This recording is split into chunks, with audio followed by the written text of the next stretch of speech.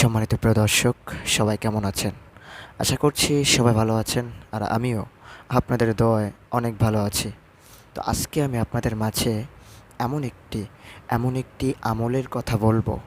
এই আমলটা যদি আপনি করতে পারেন, আল্লাহ পাক রব্বুল আলামিন এই আমলের ওসিলাই করে আপনাকে জান্নাতি মেহমান বানায়া দিবে।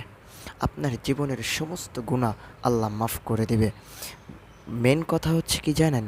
এই আমলটা যদি আপনি করতে পারেন, এই আমলটাই আপনার জন্য জান্নাতে যাওয়ার জন্য সহজ হয়ে যাবে। দেখেন, আমরা সবসময় একটা জিনিস চিন্তা করব যে আমরা কিভাবে জান্নাতে যাইতে পারি। কিভাবে জান্নাতে যাইতে পারি? জান্নাতে যদি না যাইতে পারি, তাহলে কিন্তু আমাদের আর উপায় নাই। আমাদেরকে কিন্তু জাহান্নামেই যেতে হবে। কারণ পথ হচ্ছে ২ টা। একটা হচ্ছে জান্নাতের পথ, আরেকটা হচ্ছে জাহান্নামের পথ। আর যদি আপনি জান্নাতে না যাইতে পারেন, তাহলে কিন্তু জাহান্নামে যাইতে হবে। আর জাহান্নামে যদি আল্লাহ পাক না দেয়, তাহলে বুঝতে হবে কি আমাদেরকে জান্নাতে দেবে। তো এই জান্নাতে যাওয়া যায় কিভাবে? একটাই পথ, কি জানেন? শুধু আল্লাহর হুকুম মতো নিজের জীবনটাকে বাস্তবায়িত করেন, আল্লাহর হুকুমটাকে ঠিকমতো মানার চেষ্টা করেন, আল্লাহকে রাজি খুশি করুন।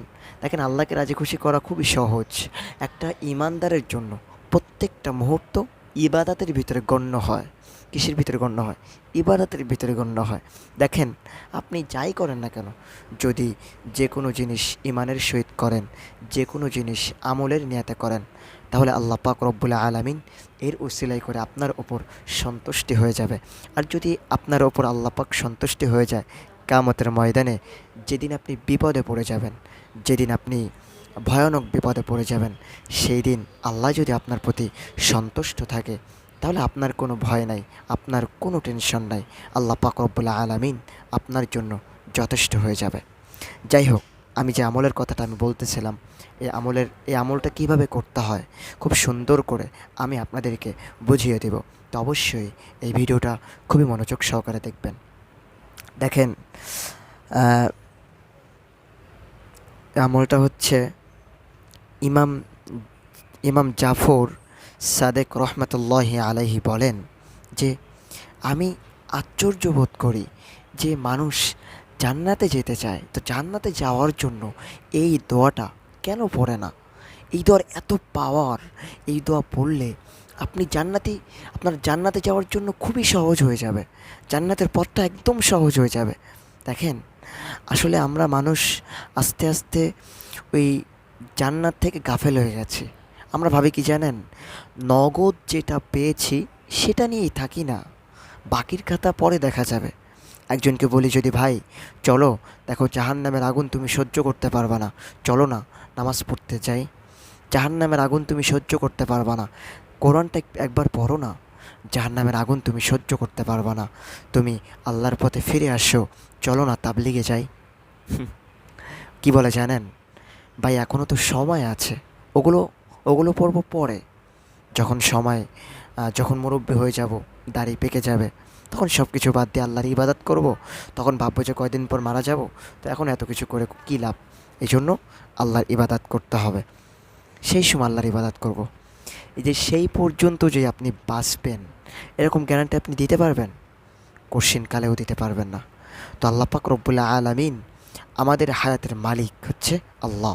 আল্লাহ কখন, কোথায়, কাকে, কোন সময় ডাক দিবে কেউ জানে না। তো আমরা সবাই চেষ্টা করব যে কিভাবে মরণের পর আমরা যাতে জান্নাতের মেহমান হতে পারি। আর জান্নাতের মেহমান না হয়ে যদি কবরে যাই, দেখেন, খোদার কসম ওই জাহান্নামের আগুন সহ্য করতে পারবেন না। জাহান্নামের আগুন অনেক ভয়াবহ, যে আগুন আপনার সহ্য করার মতো ক্ষমতা আপনার নাই। যাই হোক, এই দোয়াটা পড়বেন, বেশি বেশি করে এই দোয়াটা পড়বেন। মা শা আল্লাহু লা হাওলা ওয়ালা কুওয়াতা ইল্লা বিল্লাহ, শুধু এইটুকু, মা শা আল্লাহু লা হাওলা ওয়ালা কুওয়াতা ইল্লা বিল্লাহ, মা শা আল্লাহু লা হাওলা ওয়ালা কুওয়াতা ইল্লা বিল্লাহ। এই দোয়াটা বেশি বেশি করে পড়বেন। এই দোয়াটা যত বেশি আপনি পড়তে পারবেন, আল্লাহ পাক রব্বুল আলামিন তত বেশি আপনার প্রতি খুশি হবে। আর আপনার প্রতি যদি আল্লাহ খুশি হয়, আপনার কোনো টেনশন নেই। আপনার রিজিকের ব্যবস্থা আল্লাহ করে দেবে কোথা থেকে নিজেও জানবেন না। আপনার ফ্যামিলিতে রিজিকের অভাব, হ্যাঁ, টাকা পয়সা লাগবে আপনার, আল্লাহর কাছে চান না। এই দোয়াটা পড়ে বেশি বেশি করে পড়ে আল্লাহর কাছে চান, চেয়ে দেখেন আল্লাহ দিতে পারে কিনা। অবশ্যই দেবে, যদি আপনি তাকওয়া নিয়ে চান, যদি আপনি বিশ্বাস নিয়ে চান, অবশ্যই আল্লাহ পাক রব্বুল আলামিন দিবে। কারণ আল্লাহ পাক রব্বুল আলামিন হচ্ছে সব কিছু দেওয়ার মালিক। তো যে আমলের কথাটা আমি বললাম, এই ছোট্ট একটি দোয়া, আল্লাহ পাক রব্বুল আলামিন আমাদের সবাইকে এর ওপর আমল করার তৌফিক দান করুক। সবাই বলেন আমিন। তো আজকের ভিডিওটা এই পর্যন্ত। সবাই ভালো থাকবেন, সুস্থ থাকবেন। এখন আমি আপনাদের মাঝ থেকে বিদায় নিচ্ছি। আসসালামু আলাইকুম রহমতুল্লাহি আবরাকাতু।